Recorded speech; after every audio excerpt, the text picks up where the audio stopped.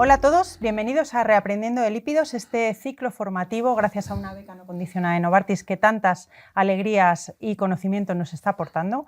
Y vamos hoy con una nueva píldora en la que vamos a repasar qué hemos aprendido de Reality y de Victorious Initiate. Y para eso tengo el privilegio de contar con dos enormes cardiólogos clínicos conocidos por todos vosotros y además amigos, con lo cual doble placer. Bienvenido José María Gámez, Pepe Gámez para los amigos. Hola, de Hospital Son Llàtzer.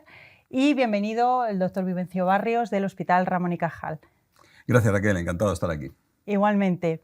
Y sin más, Vivencio, vamos a empezar contigo. Quería que nos repasaras los tips de por qué Reality ha tenido tanta trascendencia. ¿Qué ha aportado de novedades y qué puntos principales tiene?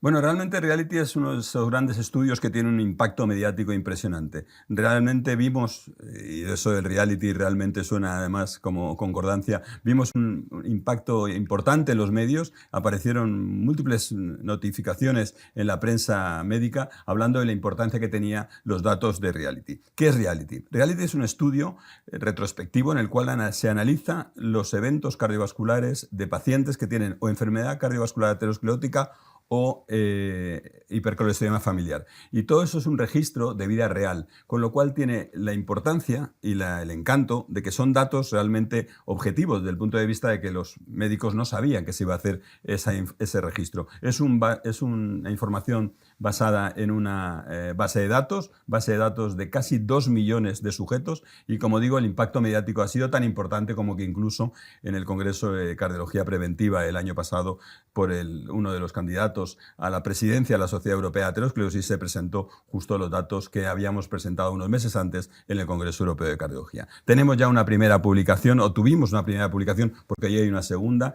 en la cual describíamos cuáles eran las características de este estudio. Y, como digo, básicamente es una base de datos basada en datos de vida real de los pacientes que tienen enfermedad cardiovascular aterosclerótica o hipercolesterolemia familiar, y con un seguimiento mínimo de 2 años. Esta diapositiva, que probablemente conozcáis todos, es una diapositiva en la que nos dice que los datos más relevantes de este estudio nos dijeron que no más del 13-14% de los pacientes tenían un buen control del LDL, es decir, realmente cifras preocupantes.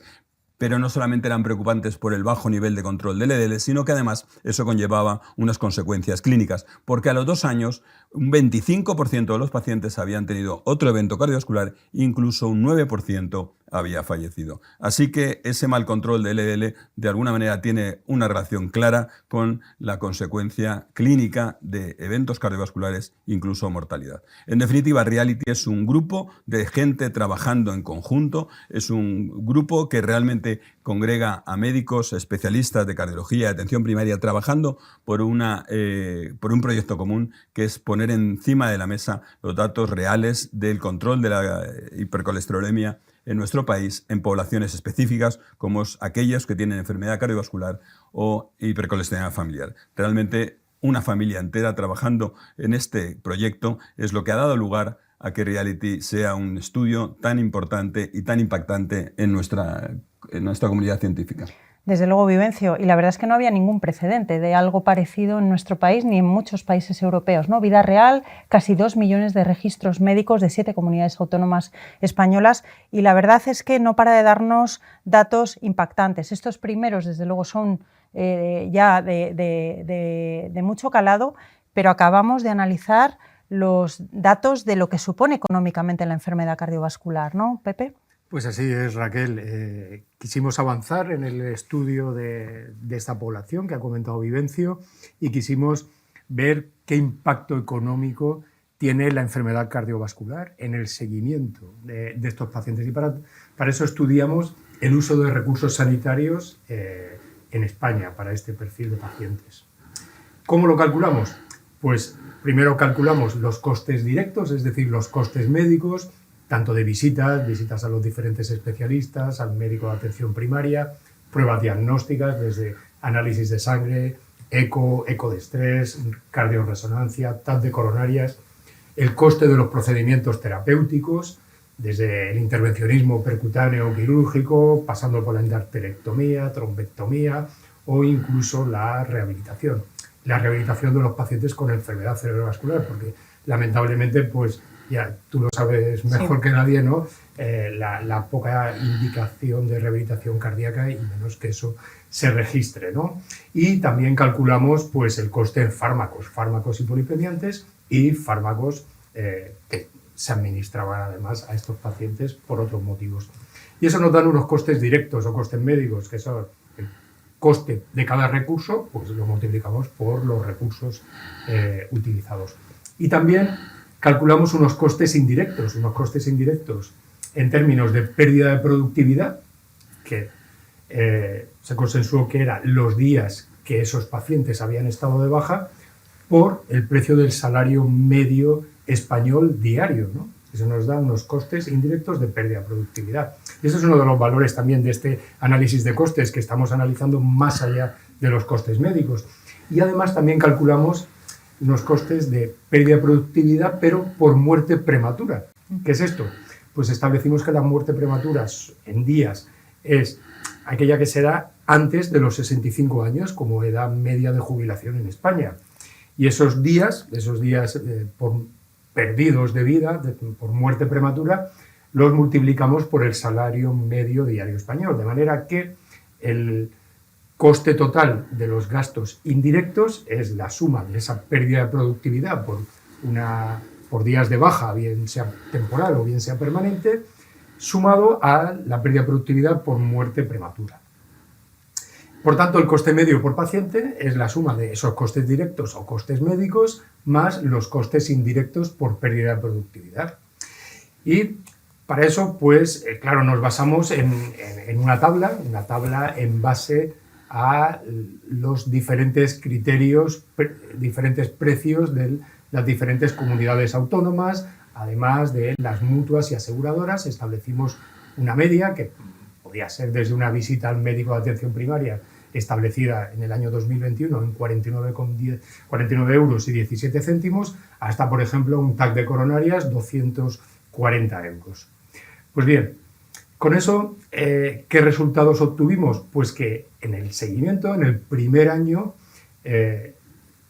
estos pacientes habían tenido un coste medio de 11.171 euros, 9.000 euros en visitas y test diagnósticos, es decir, en costes directos, y 2.150 en pérdida de productividad. Y el segundo año, pues una cifra ligeramente inferior de 9.944 euros y con unos costes indirectos muy similares, de 2.105 euros. En lo que más se gastó fue en angina y en enfermedad arterial periférica, 22.300 euros en angina y 22.200 euros en enfermedad arterial periférica. No es decir que quizás la angina haya supuesto un coste superior en nuestro estudio porque incluimos los pacientes con angina estable y también con angina inestable. De modo que gracias a este subestudio de Reality, bueno, pues obtenemos una fotografía del impacto económico, de los costes en términos en enfermedad cardiovascular durante el seguimiento de nuestros pacientes. Que son datos muy altos de costes, fíjate, ¿no? A 2 años, 22.000 euros por paciente con enfermedad cardiovascular. O sea, que no solo estamos hablando de los datos de morbimortalidad que nos contaba Vivencio, sino de lo que además supone, por supuesto, lo primero para el paciente, pero lo demás para la sociedad, la enfermedad cardiovascular, ¿no? Y ojalá pudiéramos prevenirlo. Bueno, y esto son datos de vida real, y yo ahora os voy a contar datos de lo que podría ocurrir en un ensayo clínico si nos dejasen prescribir tratamientos sin tener que cumplir los IPTs que ahora mismo tenemos y ver qué podría ocurrir, ¿no? Que es lo que nos ha demostrado Victorion Inicit y que ya vais a ver que también tiene puntos para mucha reflexión. ¿Qué es Victorion Inicit? Pues es un ensayo prospectivo, aleatorizado y abierto que evalúa la estrategia de poder implementar directamente inclisiran a criterio del equipo médico si en la primera analítica que tú hacías a un paciente con enfermedad cardiovascular veías que o bien tenía un LDL por encima de 70 o un colesterol no HDL por encima de 100, ¿no? Un mundo ideal, que pudiéramos poner directamente inclisiran no teniendo que esperar a 100 de LDL, ¿no? Sino por encima de 70 versus el tratamiento habitual que hiciera el equipo médico de los pacientes con enfermedad cardiovascular. Por eso era abierto, ¿no? Participaron 45 centros en Estados Unidos, se incluyeron unos 500 pacientes y los objetivos del estudio son bueno, pues muy lógicos. Fijaos, el objetivo primario era el cambio porcentual de los niveles de LDL casi a un año de tratamiento, ¿no? Pues lógicamente uno espera que en el grupo de inclisiran los niveles de LDL van a estar mucho más bajos que en el grupo que hizo tratamiento médico habitual, ¿no? Que era estatinas, eso no lo he comentado. El paciente tenía que estar con la dosis máxima de estatinas que hubiese tolerado, y si aún así en esa primera analítica el LDL estaba por encima de 70 o el colesterol no HDL por encima de 100, es cuando podía entrar en el ensayo. Bueno, el objetivo primario, ese cambio porcentual, o bien la interrupción de estatinas en ese grupo que hubiera recibido inclisiran, y los objetivos secundarios son muy interesantes porque era el cambio porcentual en cada visita o bien la proporción de pacientes que sí que alcanzó objetivos, que ahora vais a ver que a mi modo de ver es uno de los resultados más interesantes del estudio. Bueno, los pacientes son como todos los que tenemos en nuestras consultas, una edad media, 67 años, un 30% de mujeres. Vamos lentamente incluyendo un poquitín más a las mujeres en los estudios de enfermedad cardiovascular aterosclerótica, 30% de mujeres. El 90% de estos pacientes habían tenido un síndrome coronario, y fijaos que esto lo podemos comentar luego. A mí me llamó mucho la atención que el 26% de los pacientes tenían intolerancia a estatinas en Estados Unidos, y la intolerancia a estatinas estaba bien definida como no tolerar 2 estatinas a cualquiera de las dosis, o sea que no era algo autorreportado, sino efectos secundarios con 2 de las estatinas, ¿no? A mí esto luego lo podemos comentar. Ojo, también un IMC de 31, ya sabemos, ¿no?, la enorme relación de la obesidad con la enfermedad cardiovascular.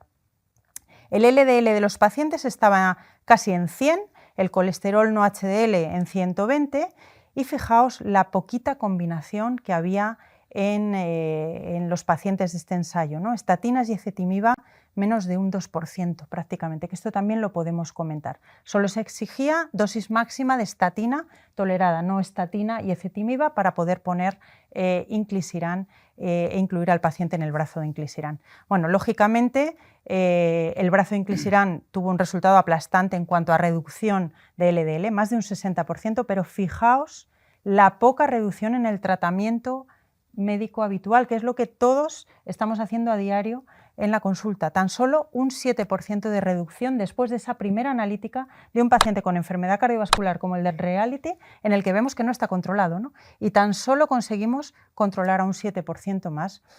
Y lo más interesante, ¿qué pasó con esos objetivos secundarios de cuántos pacientes conseguían objetivos a 330 días de inclusión? Pues en el brazo de inclisiran el 70% afortunadamente conseguían tener un LDL por debajo de 55, pero fijaos la inercia del grupo de control habitual, tan solo, o sea, menos todavía que en el Reality. Y esto es un ensayo clínico y lo otro es vida real, ¿no? O sea que, a mi modo de ver, refuerza muchísimo todos los puntos que habíamos ido obteniendo de Reality, ¿no? Y esa es un poco la primera reflexión, Vivencio, que quería hacer contigo.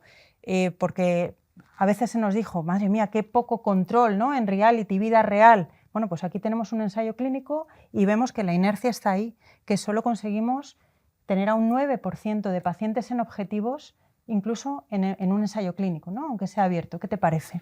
Yo creo que las cifras hablan por sí solas, y lo que realmente estas cifras traducen es que o actúas pronto o al final no actúas. Esto me trae a recuerdo una publicación de hace unos 3 años que escribimos en Revista Española de Cardiología. Como primer autor estaba Manolo Anguita, estábamos Juanjo Gómez Doblas y yo también, en qué ocurría en los pacientes post-síndrome coronario agudo. Y lo que veíamos es, pues, lo que está más que dicho, que hay un mal control de pacientes post-síndrome coronario agudo con una LDL por encima de 70 miligramos de decilitro, por los objetivos antiguos, y estábamos en un 40% de pacientes mal controlados a los 6 meses. Lo curioso es que a los 12 meses, lejos de mejorar ese mal control, incluso empeoraba. Es decir, cuando no se hacen las cosas al principio, luego al final no se hacen. Sin hacer.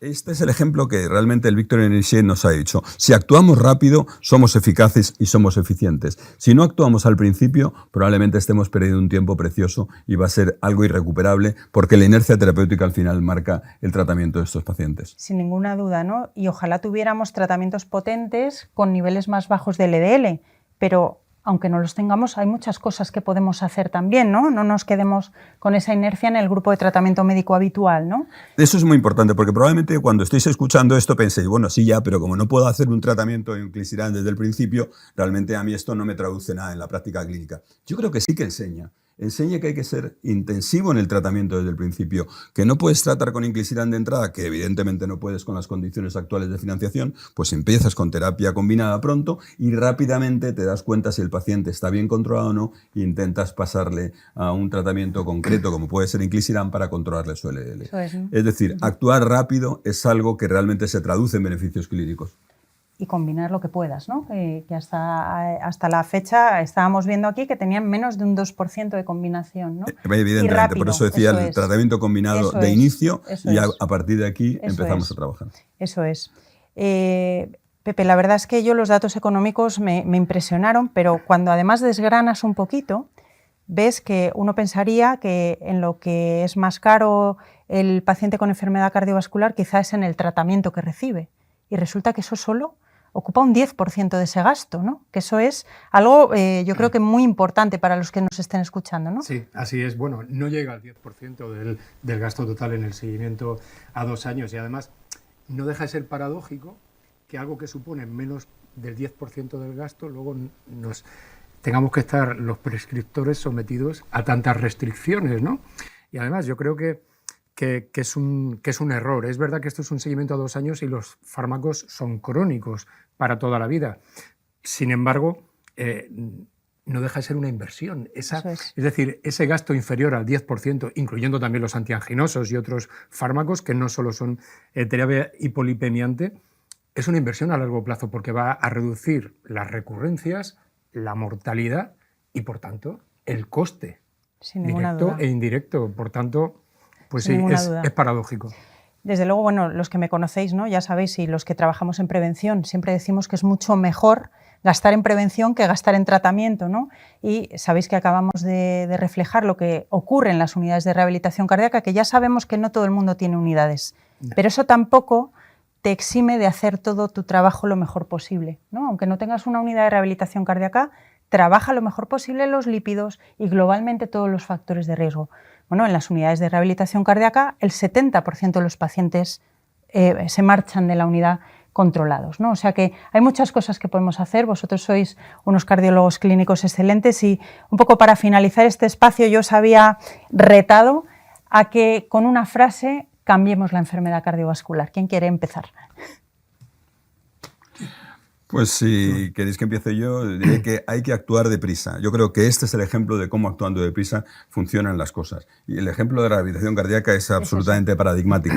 Aparte de que hagáis las cosas muy bien, que las hacéis, actuáis rápido sobre el paciente, en el momento crítico en el que el paciente va a tener todo el seguimiento y va a tener toda la intensidad del tratamiento. Por tanto, el mensaje para llevarse a casa, como sabéis, yo soy siempre del vaso medio lleno y soy patológicamente optimista, pero no voy a dejar de serlo así. Se pueden hacer cosas, tenemos herramientas terapéuticas, solo tenemos que utilizarlas, pero eso sí, utilizarlas pronto, no dejar pasar el tiempo, porque si dejamos pasar el tiempo es algo que nunca se hace. Eso es. Pepe. Pues yo diría que, vamos a ver, que cuando tenemos un paciente con enfermedad cardiovascular con unos niveles de LDL bien controlados, aunque sean pocos los pacientes, pero bueno, cuando lo tenemos bien controlado, eso genera un círculo virtuoso al final, que reduce, como comentaba previamente, los eventos, las recurrencias, la mortalidad y disminuye los costes. Por tanto, yo creo que tenemos que actuar con decisión, lo que comentabais, iniciar precozmente fármacos potentes para conseguir ese control e intentar cambiar el rumbo de la enfermedad cardiovascular. Eso es, sin ninguna duda, ¿no? Yo creo que con lo que hemos repasado hoy podemos evitar que 1 de cada 10 de nuestros pacientes fallezca a 2 años, que 1 de cada 4 vuelva a tener un evento cardiovascular y que cada paciente nos cueste a todo el sistema sanitario 22.000 euros, ¿no? O sea que de verdad que merece mucho la pena. Así es que esperamos que os haya gustado tanto como a nosotros participar en esto y hayáis aprendido tanto como nosotros. Muchísimas gracias.